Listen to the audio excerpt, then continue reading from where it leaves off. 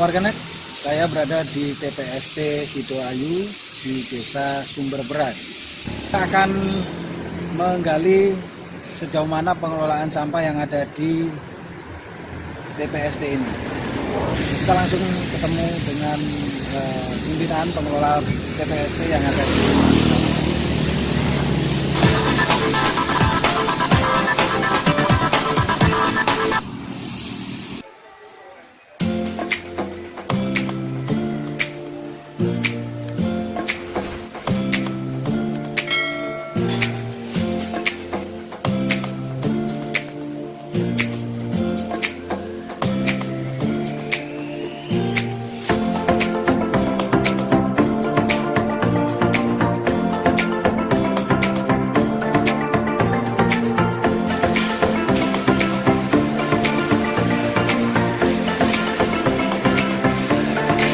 Ya, warganet, saya berada di TPST Sidoayu yang berada di Desa Sumber Beras, Kecamatan Muncar. Nah, di samping saya ini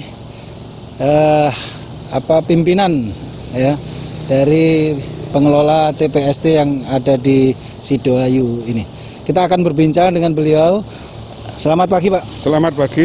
Ya, namanya siapa, Pak? Sudirman. Pak Sudirman. Pak Sudirman, saya ingin tahu sejauh mana pengelolaan TPST yang ada di Sidoayu. Berdiri di lahan milik Tanah Kas Desa. Tanah Kas Desa. Tanah Kas Desa. Luasnya, Pak?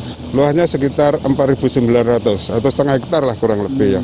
Iya. Nah, sekarang soal bangunan itu sendiri, Pak. Ini dibangun dari siapa, Pak? Ini bangun dari sistemik ya.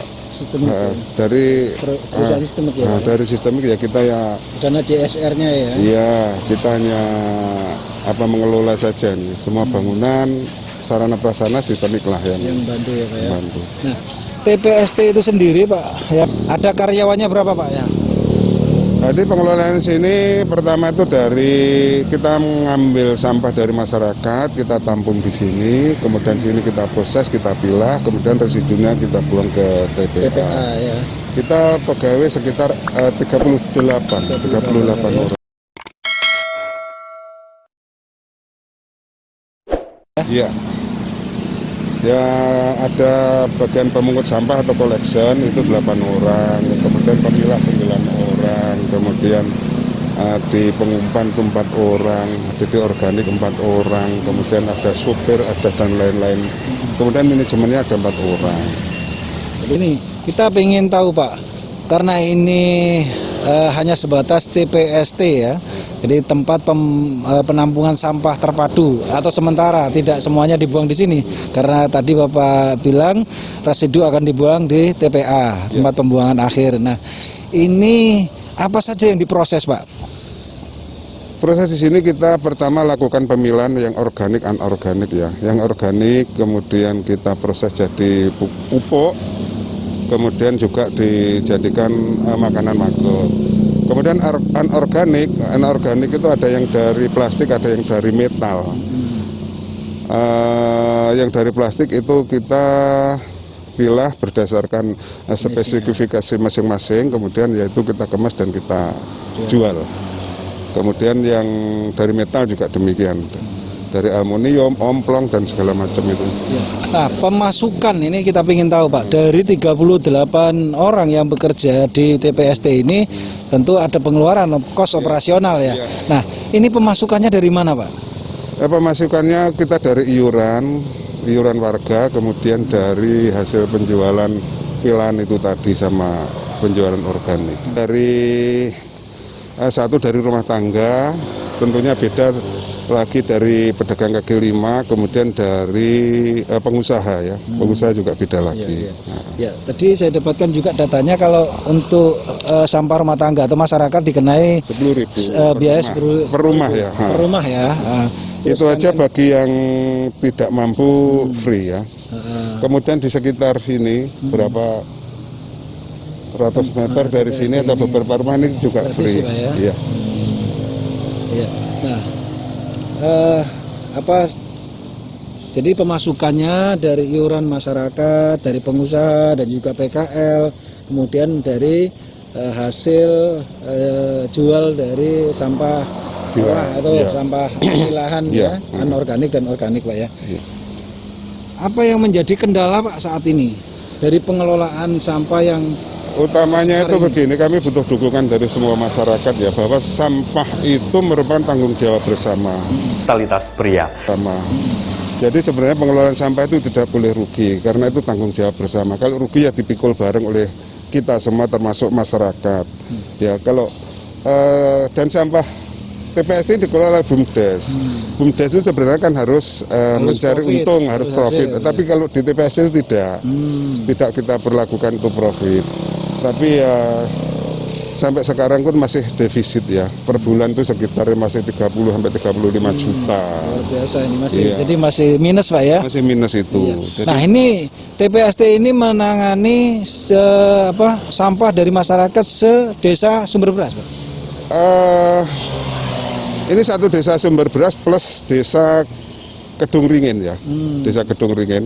Rencananya ini untuk 5 desa ya. Sumber Beras, Kedung Ringin, Kedung Rejo, Ringin Putih sama Tambak Rejo. Tapi yang baru masuk Masih desa Sumber Beras. masih Sumber Beras sama Kedung Ringin saja.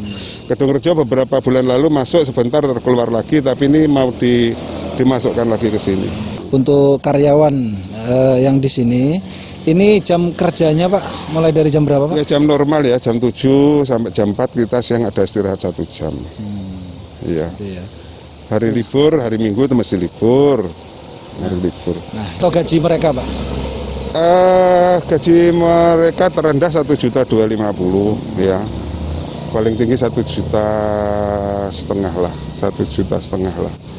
Jadi berkisar itu kita masih belum bisa membayar sesuai dengan UMR karena ya memang kondisi keuangan di TPST masih seperti ini. Dari karyawan ini dari mana saja Pak? Yang banyak dari lingkungan ini, Dari lingkungan TPST ini ya?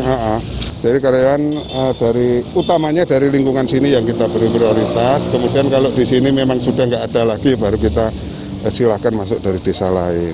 Jadi memang program sampah ini ya kita haram membuang sampah plastik ke joglangan, membuang sampah plastik ke kali, membuang sampah plastik di tempat-tempat lain itu diharamkan. Termasuk kita membakar sampah.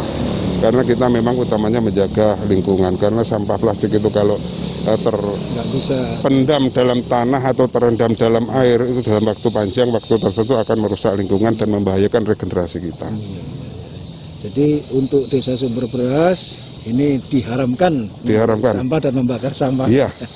Nah, sampah harus dikelola. Iya. Nah, ini luar biasa menjadi warganet, ini menjadi inspirasi ya buat desa-desa yang lain, tentunya bagaimana mengelola sampah supaya bermanfaat ya.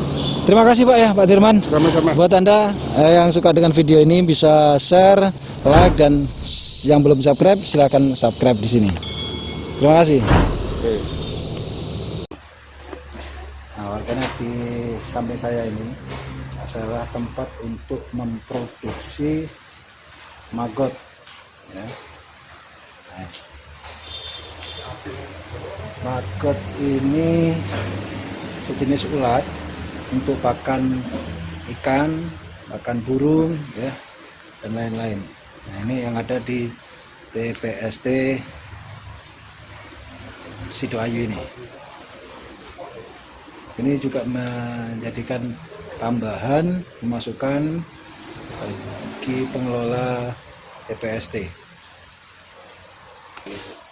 Nah, ini teman-teman yang sedang bekerja untuk menghancurkan, memproses sampah organik ya, dari daun-daun, dari sampah rumah tangga, ya sayur dan lain sebagainya. Ini dihancurkan di sini. Dan kemudian difermentasi selama 1 bulan di sebelah sana. Nah, ini tumpukan sampah sampah organik yang sudah dihancurkan, yang sudah diseleb ya, kemudian ditutup. Nah, seperti ini diproses, namanya difermentasi selama 1 bulan. Nah, selama 1 bulan. Nah, dalam 3 hari ini mendapatkan satu tumpuk ini ya. Setelah 1 bulan akan diayak menjadi kompos dan bisa langsung digunakan. 500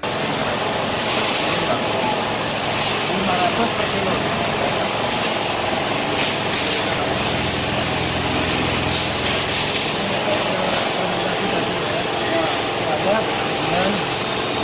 Ini hasil fermentasi selama 1 bulan diayak, jadi siap digunakan.